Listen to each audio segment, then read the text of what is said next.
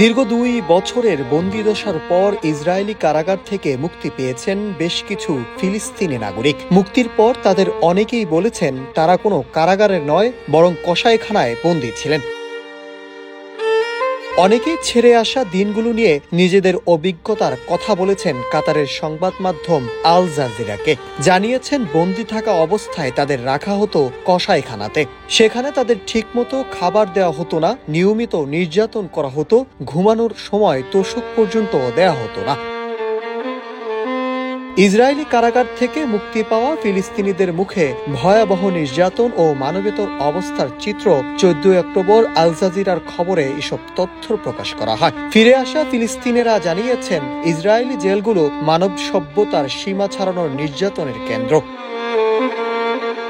আব্দুল্লাহ আবু রাফি নামে সদ্য মুক্তিপ্রাপ্ত এক ফিলিস্তিনি নিজের অভিজ্ঞতা বর্ণনা করেন, আমরা কোনো কারাগারে ছিলাম না, বরং এক কসাইখানায় ছিলাম। দুঃখজনকভাবে সেই কসাইখানার নাম উফের কারাগার। সেখানে অনেক তরুণ এখনো বন্দী। পরিস্থিতি অত্যন্ত ভয়াবহ। কোনো তোশক নেই, তারা সবসময় তোশকগুলো কেড়ে নেয়। খাবারের অবস্থা করুণ, প্রতিদিনেই নতুন যন্ত্রণা। আমরা ছিলাম এক জীবন্ত নরকে।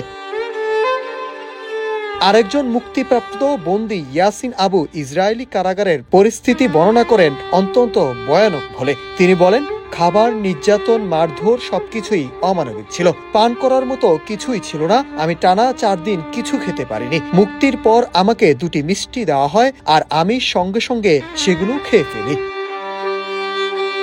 মুক্তিপ্রাপ্ত ইয়াসির আবু তুর্কি আল জাজিরাকে বলেন, এটা যেন নরক থেকে স্বর্গে ফেরা। আমি আমার অনুভূতির ভাষায় প্রকাশ করতে পারছি না। এতে ব্যথা আছে, আনন্দ আছে, আর আছে এক অদ্ভুত কাঁপুনি। ইসরায়েল সাম্প্রতিক সময়ে প্রায় 250 জন আজীবন সাজাপ্রাপ্ত ও দীর্ঘমেয়াদী সাজাভোগকারী ফিলিস্তিনিকে মুক্তি দিয়েছে। পাশাপাশি গাজা যুদ্ধ চলাকালীন যাদের আটক করা হয়েছিল সেই 1718 জনকেও মুক্তি দেওয়া হয়েছে।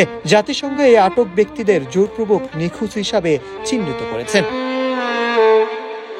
দীর্ঘ নির্যাতন, অমানবিক আচরণ ও অবমাননার মধ্য দিয়ে পার করা দিনগুলোর পিছনে ফেলে এখন তারা ফিরে পেয়েছেন মুক্তির হাওয়া। গাজা ও অধিকৃত পশ্চিম তীরে পরিবারের সঙ্গে দেখা হলে আবেগে ভেসে যান তাদের প্রিয়জনরা। কেউ আনন্দ অশ্রু জড়িয়েছেন, কেউ আবার স্তব্ধ হয়ে দাঁড়িয়েছিলেন প্রিয় মুক্তি ফিরে পাওয়ার বিস্ময়। তবে এখনো অনেক তরুণ রয়ে গেছেন ইসরায়েলি কারাগারে। তাদের প্রতীক্ষা এখন শুধু সেই মুক্তির দিনের।